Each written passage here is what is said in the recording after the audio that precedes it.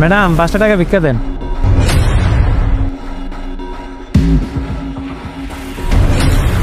এক রাতের জন্য 1,00,000 টাকা? আরে বাবু, তুমি এখানে দাঁড়াই রয়েছো কেন? আমাদের লেট হয়ে যাচ্ছে, তাড়াতাড়ি আসো।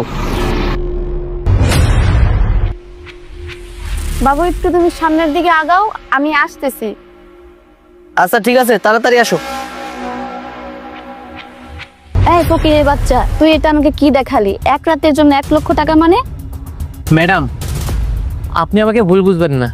বিশ্বাস করেন ম্যাডাম, আমি এই কাজটা ইচ্ছা করে করিনি। আমি শুধু আপনাকে দাঁড় করে একটা কথা বলার জন্য এই কাজটা করছি ম্যাডাম। একটা কথা বলার জন্য মানে তুই কি বোঝাতে চাস? ম্যাডাম, তাহলে শুনেন। শোনো, তোমার সাথে যে কন্টাক্ট হয়েছে তার থেকে ডাবল টাকা দিলাম, আমার কাজটা সম্পূর্ণ হওয়া চাই। ঠিক আছে স্যার, আপনি কোনো টেনশন করবেন না। টাকা যেহেতু পাইছি, কাজটা ঠিকঠাকভাবেই হয়ে যাবে। ঠিক আছে, তাই জানি হয়।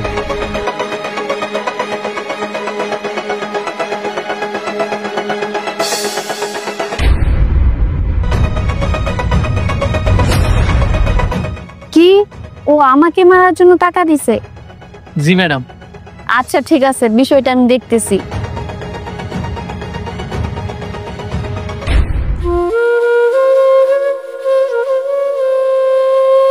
কি ব্যাপার, তুমি এত স্লোলি হাঁটতেছো?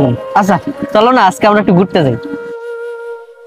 বাবু, আজকে না আমার ভালো লাগতেছে না, চলো না আমরা বাসায় চলে যাই।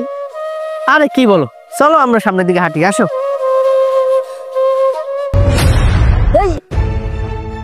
তুই কি করতেছিস স্যার? আরে তুই, তোকে না ওকে মারার জন্য আমি টাকা দিছি, তাহলে তুই আমাকে কেন মারতেছিস?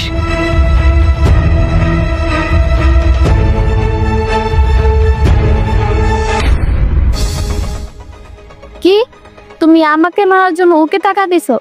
ছি রিয়াচ্ছি।